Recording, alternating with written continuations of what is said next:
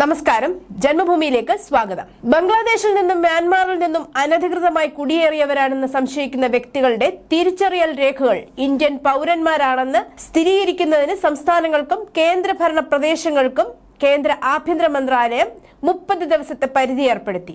ഈ ഒരു മാസത്തെ പരിധിക്ക് ശേഷം അവരുടെ രേഖകൾ സ്ഥിരീകരിച്ചില്ലെങ്കിൽ അവരെ നാടുകടത്തും. നിയമവിരുദ്ധ കുടിയേറ്റക്കാരെ കണ്ടെത്തുന്നതിനും തിരിച്ചറിയുന്നതിനും പുറത്താക്കുന്നതിനും സംസ്ഥാനങ്ങളും കേന്ദ്രഭരണ പ്രദേശങ്ങളും അവരുടെ നിയമപരമായ അധികാരം ഉപയോഗിക്കണമെന്ന് നിർദ്ദേശിച്ച് ഈ മാസം ആദ്യം ആഭ്യന്തര മന്ത്രാലയം മാർഗനിർദ്ദേശങ്ങൾ പുറപ്പെടുവിച്ചതിനെ തുടർന്നാണ് ഈ നീക്കം. കൂടാതെ നാടുകടത്തൽ കാത്തിരിക്കുന്ന വ്യക്തികളെ ഉൾക്കൊള്ളാൻ മതിയായ ജില്ലാതല തടങ്കൽ സൗകര്യങ്ങൾ സൃഷ്ടിക്കാനും അവരോട് നിർദ്ദേശിച്ചു. രാജസ്ഥാൻ, ഗുജറാത്ത് തുടങ്ങി നിരവധി സംസ്ഥാനങ്ങൾ ഇത്തരം നീക്കങ്ങൾ ആരംഭിച്ചു. ഒരു പ്രത്യേക ഓപ്പറേഷനിൽ രാജസ്ഥാൻ പോലീസ് അനധികൃത ബംഗ്ലാദേശി കുടിയേറ്റക്കാരെന്ന് സംശയിക്കുന്ന 148 പേരുടെ ആദ്യ സംഘത്തെ ഈ ആഴ്ച പശ്ചിമ ബംഗാളിലേക്ക് ഒരു നിശ്ചിത വിമാനത്തിൽ അയച്ചു. അവിടെ നിന്ന് അവരെ ഒടുവിൽ അവരുടെ മാതൃരാജ്യത്തേക്ക് തിരിച്ചയക്കും. അതേസമയം നാടുകടത്തൽ നടപടിക്രമം കേന്ദ്രം പരിശോധിച്ചതായും കൂടുതൽ കാര്യക്ഷമവും വേഗമേറിയതുമാക്കുന്നതിനായി മെയ് തുടക്കത്തിൽ അപ്ഡേറ്റ് ചെയ്ത മാർഗനിർദ്ദേശങ്ങൾ പുറപ്പെടുവിച്ചതായും അർദ്ധസൈനിക സേനയിലെ ഒരു ഉന്നത ഉദ്യോഗസ്ഥൻ പറഞ്ഞു എന്നാണ് ദേശീയ മാധ്യമങ്ങൾ റിപ്പോർട്ട് ചെയ്യുന്നത്. ഒരു നിശ്ചിത സമയപരിധി അല്ലെങ്കിൽ അനധികൃത കുടിയേറ്റക്കാരുടെ പരിശോധന മാസങ്ങൾക്ക് മുമ്പ് തന്നെ എടുക്കുമായിരുന്നു എന്നത് ശ്രദ്ധേയമാണ്. എന്നാൽ ഇപ്പോൾ നാടുകടത്തൽ സംസ്ഥാനം, കേന്ദ്രഭരണ പ്രദേശങ്ങൾ എന്നിവയ്ക്ക് 30 ദിവസത്തിനുള്ളിൽ ഉചിതമായ ക്രെഡൻഷ്യൽ റിപ്പോർട്ട് അയച്ചിട്ടുണ്ടെന്ന് ഉറപ്പാക്കാൻ കേന്ദ്രം സംസ്ഥാനങ്ങൾ, കേന്ദ്രഭരണ പ്രദേശങ്ങൾ, ജില്ലാ കളക്ടർമാർ, ജില്ലാ മജിസ്ട്രേറ്റുകൾ എന്നിവരോട് ആവശ്യപ്പെട്ടിട്ടുണ്ട്, ഓഫീസർ വ്യക്തമാക്കുന്നു. ഹരിയാനയിലെ തജ്ജാറിൽ നിന്നും വിദേശ പൗരന്മാരെ പിടികൂടുന്നതിനായി പോലീസ് പ്രത്യേക പരിശോധന ആരംഭിച്ചു. ഇതുവരെ 174 ബംഗ്ലാദേശി പൗരന്മാരെ പോലീസ് അറസ്റ്റ് ചെയ്തിട്ടുണ്ട്. അറസ്റ്റിലായ കുടുംബങ്ങളുടെ വിവരങ്ങൾ പരിശോധിക്കുന്ന തിരക്കിലാണ് പോലീസ്. ഈ പൗരന്മാരെ ഉടൻ നാടുകടത്തും. സംശയാസ്പദമായ ആളുകളെക്കുറിച്ച് പോലീസിനെ അറിയിക്കണമെന്നും വാടകക്കാരുടെ വിശദാംശങ്ങൾ ശേഖരിക്കണമെന്നും തജ്ജാർ പോലീസ് കമ്മീഷണർ ഡോക്ടർ രാജശ്രീ പറഞ്ഞു. ജില്ലയിലെ വിവിധ സ്ഥലങ്ങളിൽ പോലീസ് റെയ്ഡ് നടത്തുകയും വിദേശ പൗരന്മാരെ അറസ്റ്റ് ചെയ്യുകയും ചെയ്യുന്നുണ്ടെന്ന് വിവരം. ജില്ലകളിലെ ഇഷ്ടിക ചൂളകളിലും ചേരികളിലും താമസിക്കുന്ന ബംഗ്ലാദേശികളാണ് പിടിയിലായത്.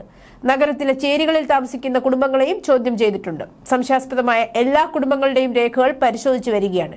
ഇവരിൽ കൊടും ക്രിമിനലുകൾ ഉണ്ടാകാമെന്നും പോലീസ് കമ്മീഷണർ പറഞ്ഞു. നിലവിൽ അറസ്റ്റിലായ ബംഗ്ലാദേശി പൗരന്മാരെ തജ്ജാറിലെ ഒരു ധർമ്മശാലയിൽ പാർപ്പിച്ചിരിക്കുകയാണ്. അവരെ നാടുകടത്തുന്നതിനുള്ള നടപടികൾ ആരംഭിച്ചതായും പോലീസ് കമ്മീഷണർ പറഞ്ഞു. എല്ലാ പോലീസ് സ്റ്റേഷനുകളിലും ഇതുമായി ബന്ധപ്പെട്ട് വിവരങ്ങൾ നൽകി. ആരുടെയെങ്കിലും ഭാഗത്തു നിന്ന് ഇക്കാര്യത്തിൽ എന്തെങ്കിലും അനാസ്ഥ കണ്ടെത്തിയാൽ അവർക്കെതിരെ അച്ചടക്ക നടപടി സ്വീകരിക്കും. ഇതുവരെ 174 ബംഗ്ലാദേശികളെ തജ്ജാർ പോലീസ് തിരിച്ചറിഞ്ഞിട്ടുണ്ടെന്നും അതിൽ 58 പേർ പുരുഷന്മാരും 52 പേർ സ്ത്രീകളും 64 പേർ കുട്ടികളുമാണ്. ലോകമെമ്പാടുമുള്ള അഭയാർത്ഥികൾക്ക് അഭയം നൽകാൻ കഴിയുന്ന ധർമ്മശാലയല്ല ഇന്ത്യയെന്ന് സുപ്രീം കോടതി. ശ്രീലങ്കൻ പൗരന്റെ അഭയാർത്ഥി അപേക്ഷ നിരസിച്ചുകൊണ്ടാണ് സുപ്രീം കോടതിയുടെ പരാമർശം. ശ്രീലങ്കയിൽ ഒരിക്കൽ സജീവമായിരുന്ന തീവ്രവാദ സംഘടനയായ ലിബറേഷൻ ടൈഗേഴ്സ് ഓഫ് തമിഴ് ഈഴവുമായി ബന്ധമുണ്ടെന്ന് സംശയിച്ച് 2015 അറസ്റ്റിലായ ശ്രീലങ്കൻ പൗരന്റെ ഹർജി പരിഗണിക്കുകയായിരുന്നു justice Deepankar Datta, justice K Vinod Chandran എന്നിവരടങ്ങിയ ബെഞ്ച്. 2018 നിയമവിരുദ്ധ പ്രവർത്തനങ്ങൾ തടയൽ നിയമപ്രകാരം വിചാരണ കോടതി ഇയാളെ കുറ്റക്കാരനാക്കി 10 വർഷം തടവിന് ശിക്ഷിച്ചിരുന്നു. 2022 മദ്രാസ് ഹൈക്കോടതി ഇയാളുടെ ശിക്ഷാ കാലാവധി 7 വർഷമായി കുറച്ചു. എന്നാൽ ശിക്ഷ കഴിഞ്ഞാലുടൻ രാജ്യം വിട്ട് നാടുകടത്തുന്നതിന് മുമ്പ് ഒരു അഭയാർത്ഥി ക്യാമ്പിൽ താമസിക്കാൻ ആവശ്യപ്പെട്ടു. താൻ വിസയുമായി ഇന്ത്യയിൽ എത്തിയതാണെന്നും സ്വന്തം രാജ്യത്ത് തന്റെ ജീവൻ അപകടത്തിലാണെന്നുമാണ് യുവാവ് സുപ്രീം കോടതിയെ അറിയിച്ചത്. ഭാര്യയും കുട്ടികളും ഇന്ത്യയിൽ സ്ഥിരതാമസമാക്കിയെന്നും ഏകദേശം 3 വർഷമായി തടങ്കലിൽ കഴിയുകയാണെന്നും നാടുകടത്തൽ പ്രക്രിയ ആരംഭിച്ചിട്ടില്ലെന്നും ഇയാൾ പറഞ്ഞു. എന്നാൽ അതിനു മറുപടിയായി ലോകമെമ്പാടുമുള്ള അഭയാർത്ഥികളെ ഇന്ത്യ സ്വീകരിക്കണോ? 140 കോടിയുമായി ഞങ്ങൾ ബുദ്ധിമുട്ടുകയാണ്. എല്ലായിടത്തു നിന്നുമുള്ള വിദേശ പൗരന്മാരെ സ്വീകരിക്കാൻ കഴിയുന്ന ഒരു ധർമ്മശാലയല്ല ഇത് എന്നാണ് ജസ്റ്റിസ് ദത്ത പറഞ്ഞത്. ഇവിടെ സ്ഥിരതാമസമാക്കാൻ നിങ്ങൾക്ക് എന്താണ് അവകാശമെന്നും കോടതി ചോദിച്ചു. ഇയാൾ ഒരു അഭയാർത്ഥിയാണെന്നും ശ്രീലങ്ക അദ്ദേഹത്തിന്റെ ജീവൻ അപകടത്തിലാണെന്നും ഹർജിക്കാരന്റെ അഭിഭാഷകൻ പറഞ്ഞപ്പോൾ മറ്റൊരു രാജ്യത്തേക്ക് മാറാനും കോടതി ആവശ്യപ്പെട്ടു. News desk Janmabhumi.